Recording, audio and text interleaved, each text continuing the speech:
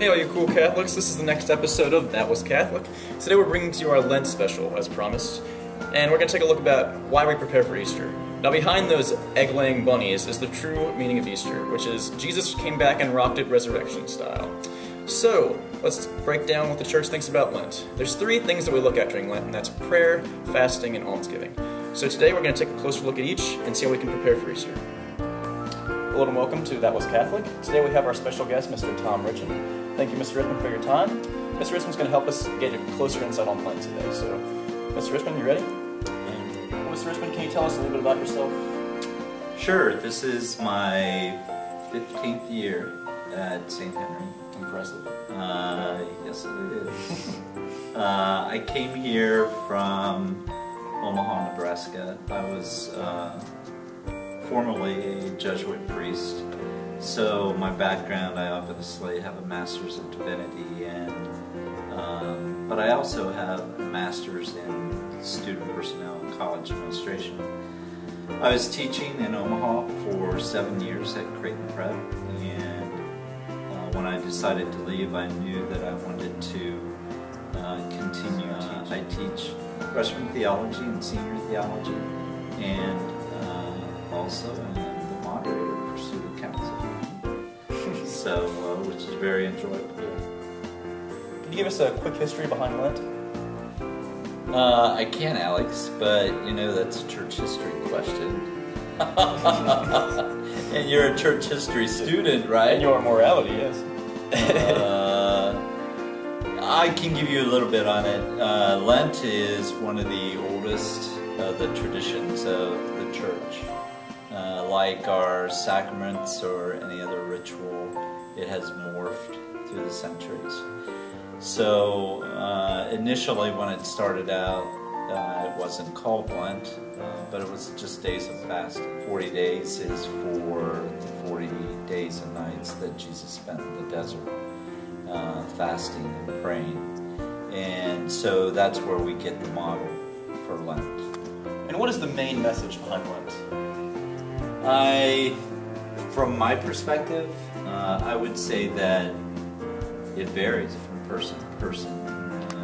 You know, those things that you said in the introduction about almsgiving, fasting, those are all important, but I think it's that we're on our own spiritual journey individually. However, that journey coincides with the journey of the church. And so, as we go forward, we need to find what we need, whether it be praying to God more, reminding ourselves to pray to God more, giving something up that takes us away. The whole fasting thing is like trading vice for virtue.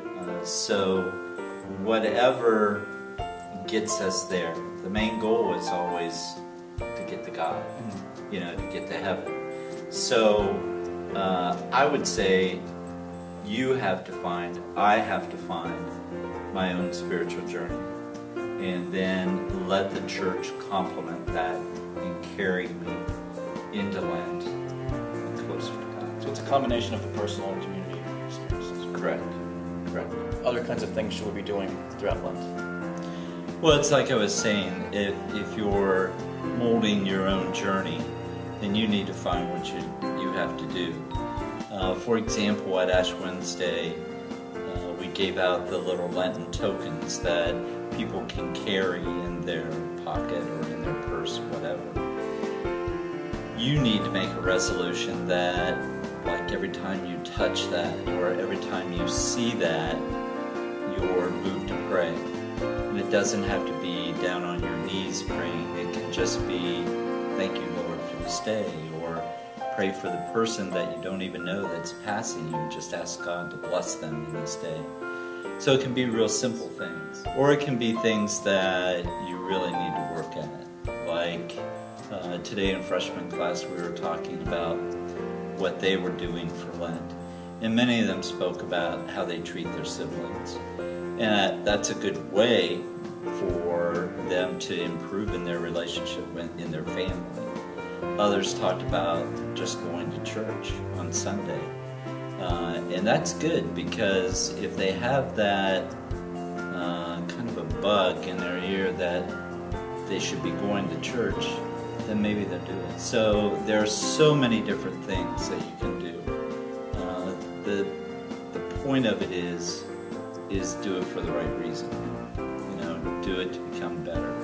Do it to establish a better relationship in your family. If you do that, you establish a better relationship with God. So if you do it for good, you're doing it for God. So it's just keeping that constant mindset of improvement. Correct. So what can we do to keep those changes that we make during Lent? How can we make that difference last? That can be somewhat difficult for us because, again, I give reference to my freshman class. We were talking about accountability, and some of the students reacted in a way, well, if I don't do that, and then if there's a repercussion for it, it feels like I'm being punished for something. But there's a time when we really need to call ourselves to either self-redemption in a sense of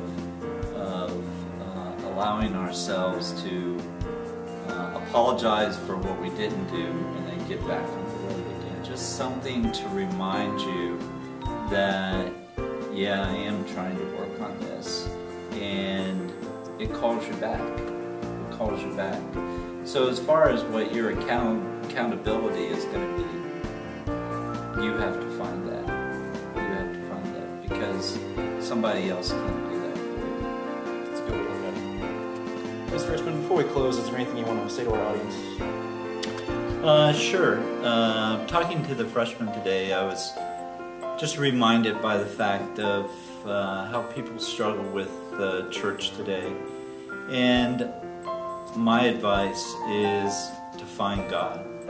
You know, find God in your family, find God in your friends, but push yourself, hold yourself accountable to go to church and to find God there. If you don't go to church, then you don't have that opportunity. You don't have that opportunity to receive the Eucharist with a community. You don't have the opportunity to pray for the woman that's sitting in front of you trying to control her 3-year-old or her 1-year-old all by herself. So grace abounds in our world. Just reach out and find it. Thanks.